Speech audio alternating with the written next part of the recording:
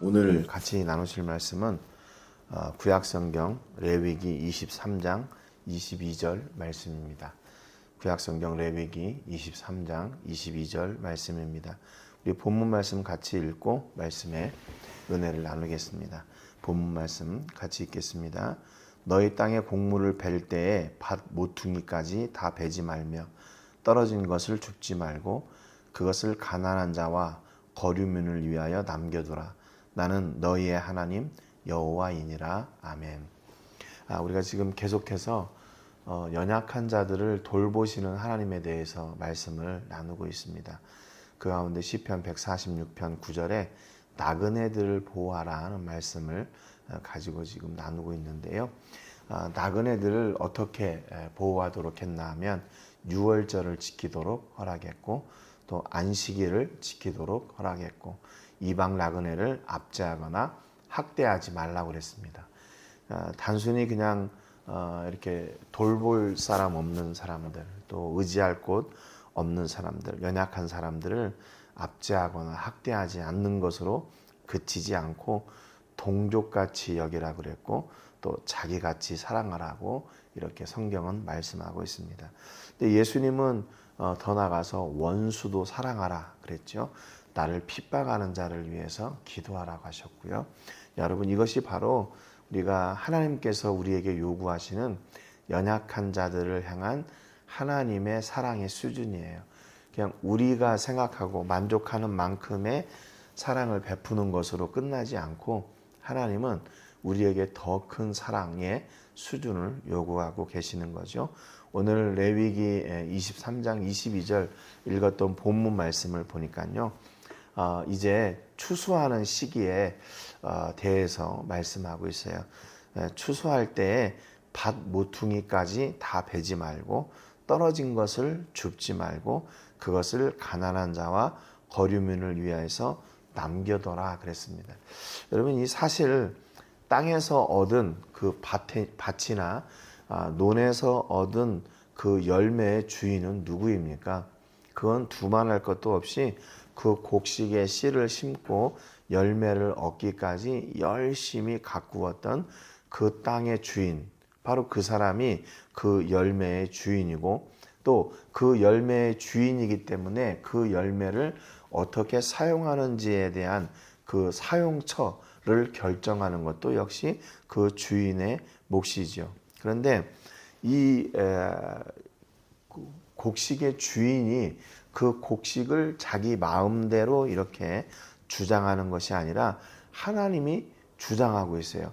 야, 이 곡식을 거둘 때는 이렇게 하고 이 곡식을 거둘 때는 여기는 거두고 여기는 남겨두고 뭐 이런 그런 결정을 누가 하냐면 그 땅의 주인이 하는 게 아니라 하나님이 하신다는 거죠. 주인이 해야 될 그 권한의 시행 또는 그 권한의 주장을 누가 하고 있냐면 하나님이 하고 계시는 거예요. 그러니까 결국에 무슨 얘기입니까? 우리가 이 땅에서 열심히 수고하고 또 씨를 심고 그 씨를 가꾸고 열매를 맺게 하고 추수하는 것처럼 보이잖아요. 그래서 내가 주인인 것처럼 보이잖아요. 그런데 실제로 그 열매의 주인은 누구인가? 내가 아니라 하나님이시라는 거예요. 내가 씨를 뿌렸지만 그 씨를 자라게 하시는 분이 누구인가?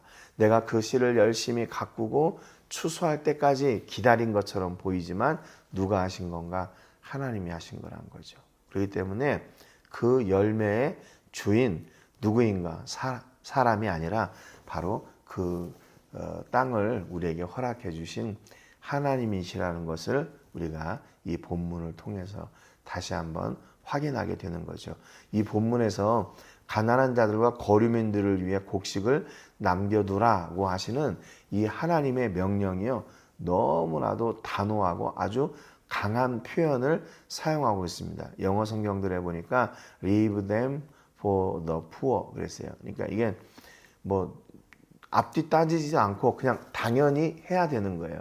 너 이렇게 가난한 자들을 위해서 이렇게 좀 해주면 어때? 이런 내 어떤 동의를 구하는 것이 아니라 하나님이 그 일을 우리를 통해서 반드시 해야 되는 일, 또 그 일을 반드시 이루어야 하는 일이라고 영어 성경들이 그렇게 번역을 하고 있습니다.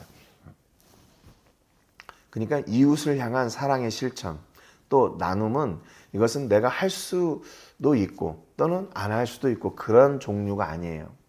내가 순종하고 싶으면 순종하고 순종하고 싶지 않으면 순종하지 않고 그런 내 선택에 달려있는 명령이 아니라는 겁니다. 이 이웃을 향한 배려 또 그들에게 나누는 것은요, 마땅히 실천해야 되는 하나님께서 강력하게 요구하시는 아주 강한 명령이에요. 그러니까 여러분, 늘 우리가 내가 잘 먹고 내가 잘 사는 것 거기로 만족해서는 안 된다는 것이, 왜냐하면 바로 하나님께서 그걸 요구하시기 때문에 그래요. 하나님께서 기뻐하시는 일은 뭐냐면 우리를 통해서 우리 주변에 있는 연약한 사람들, 또 먹지 못하는 사람들, 또 의지할 곳 없는 사람들, 보호받지 못하는 사람들, 그 사람들이 그 필요를 채워가기를 원하시는 거죠. 여러분, 그래서 우리 주변에 혹시 이렇게 연약한 자들이 내 눈에 보이고 또 연약한 자들의 모습이 내 마음에 이렇게 자꾸 짐이 된다면 여러분, 그건 누구의 마음일까요? 내 마음이 아니라 바로 하나님의 마음이에요. 하나님의 자녀가 가져야 되는 마땅한 마음이에요.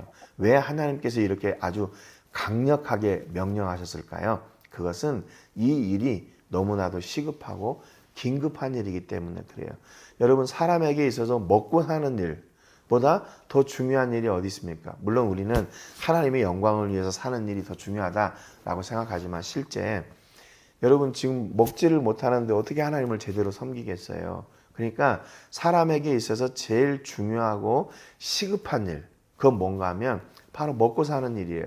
그렇기 때문에 나는 열심히 1년 동안, 1년이 안 걸릴 수도 있죠. 열심히 수고하고 또 이렇게 씨를 뿌리고 잘 가꾸어서 열매를 얻을 수 있단 말이죠. 그러면 일단은 내가 먹고 사는 일은 이제 다 해결이 된 거예요.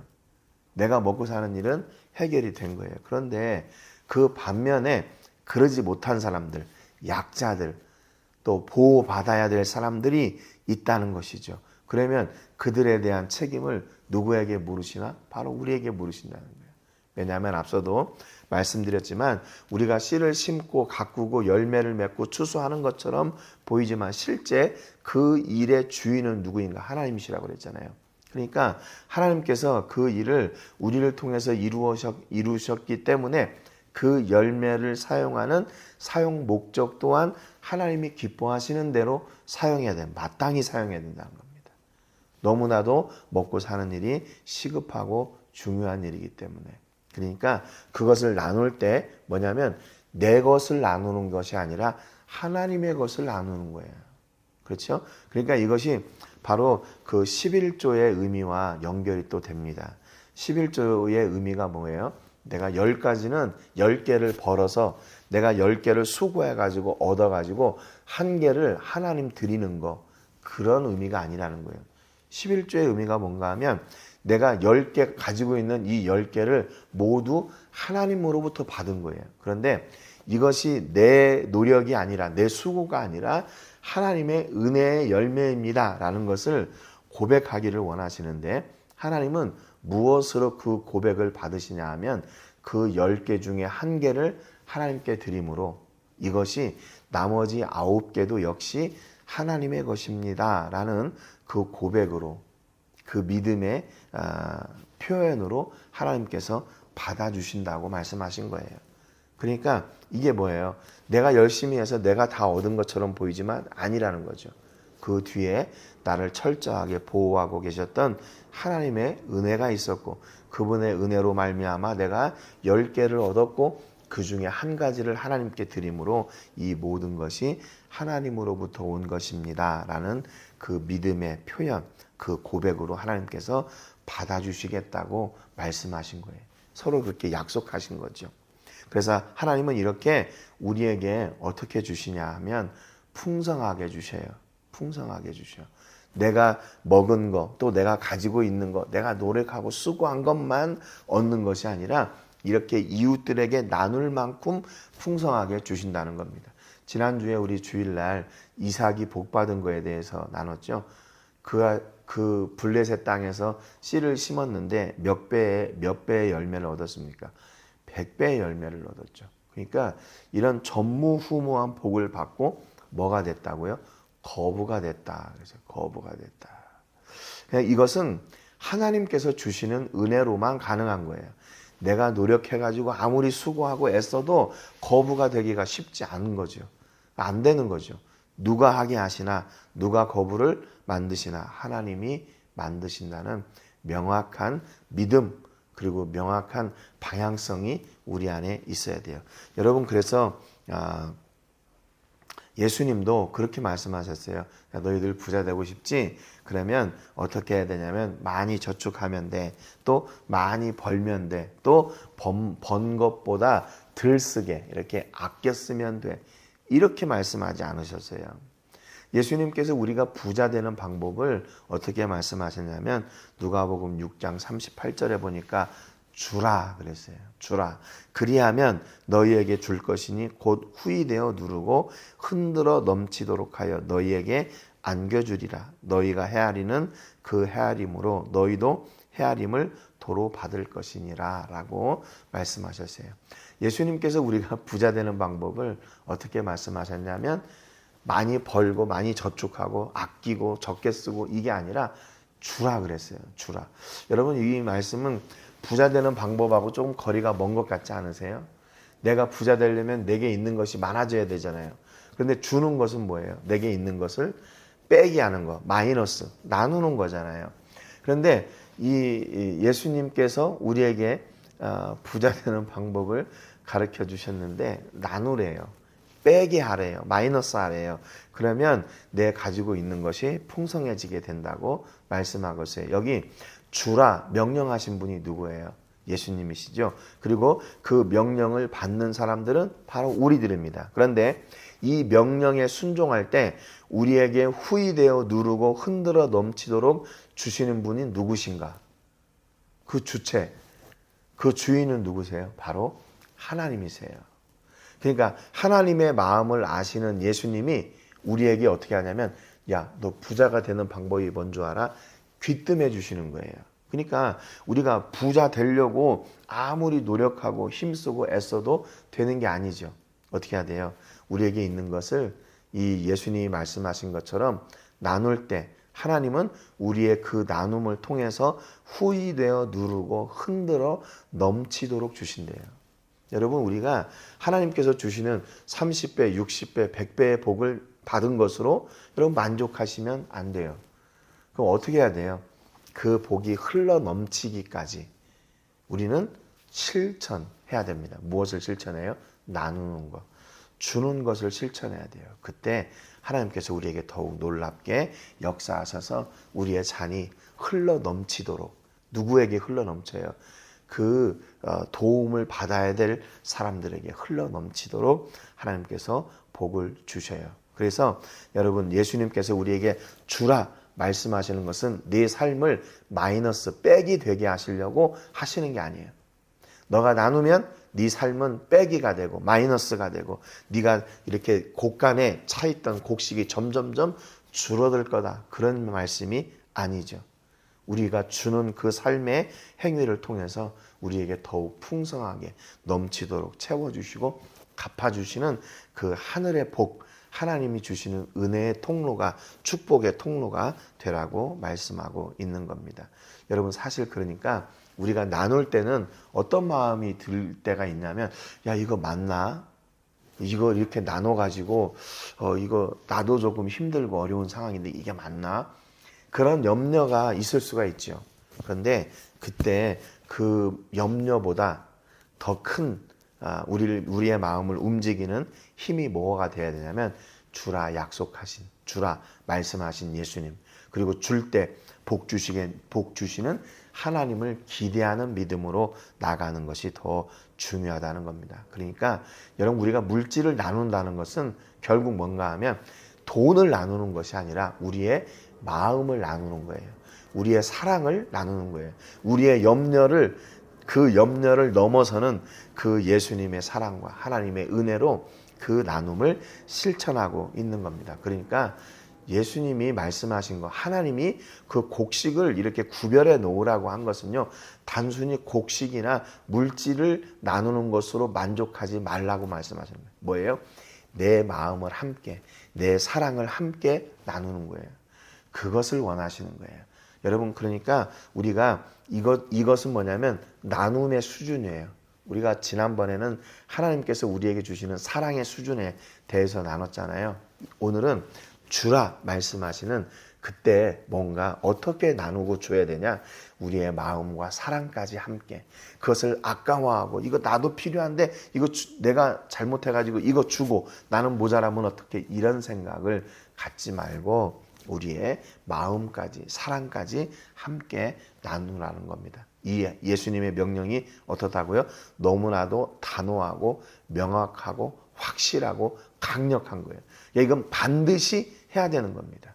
여러분, 우리 삶 속에서 이 나눔의 삶을 실현하는, 또 실천하고 그로 우리의 믿음을 고백하고 하나님께서 복 주신다는 그 확실한 은혜의 자리로 나가는 여러분 되시기를 주님의 이름으로 축복합니다. 오늘 혹시 우리들의 삶 속에서 내 눈에 저 사람은 도움이 필요하구나, 또 저 사람을 도와야 되는데 어떻게 하나, 그런 안타까운 마음이 들 때도 있죠. 그때 하나님의 놀라우신 은혜, 또 그 사랑의 마음으로 이 사랑을 실천하는, 순종하는 여러분 되시기를 주님의 이름으로 축복합니다. 그래서 하나님께서 채워주시는 그 복을 누리는 그런 주인공들, 간증의 주인공들 되시기를 주님의 이름으로 축복합니다. 오늘 세계를 부으며 기도할 때는 브링업 인터내셔널을 위해서 기도해 주시기 바랍니다. 세계 37개국에 흩어져 있는 브링업 인터내셔널 본부를 통해서 놀라운 그 생명의 역사가 이루어지게 하시고 또 안전하고 그곳에 부족함이 없도록 위해서 기도해 주시기를 바랍니다. 우리 과달라하라 1323 스테이션을 건축을 준비하고 있는데 모든 일이 순조로이 잘 진행될 수 있도록 위해서 기도해 주시기 바랍니다. 또 2월 중에 로뎀 교회를 구입할 계획을 가지고 저희가 기도하고 있는데 이 일도 잘 진행되고 그 지역에서 변함없이 생명의 복음을 전하는 통로가 될 수 있도록 위해서 기도해 주시기 바랍니다.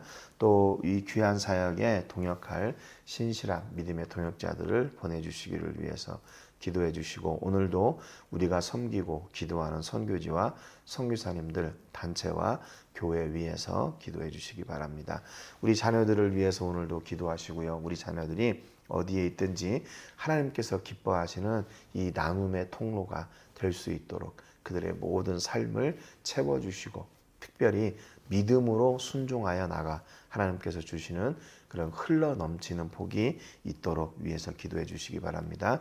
우리 로뎀교회 중고등학생들을 위한 장학 프로그램이 지금 진행되고 있는데 오늘도 엘바에 나와서 함께 공부하고 그들이 믿음의 걸음을 걸어갈 수 있도록 위해서 기도해 주시기 바랍니다. 지난주에는 7명의 우리 장학생들, 또 한 명은 미리 좀 몸이 안 좋아가지고 먼저 갔는데 지금 총 8명이 이렇게 장학생 대상이고, 나머지 또 7, 8명이 또 초등학생들이지만 함께 와서 공부하고 있습니다. 그 지역에 새로운 그런 모델이 세워지는 그런 시간들이 또 프로그램 될 수 있도록 위해서 기도해 주십시오.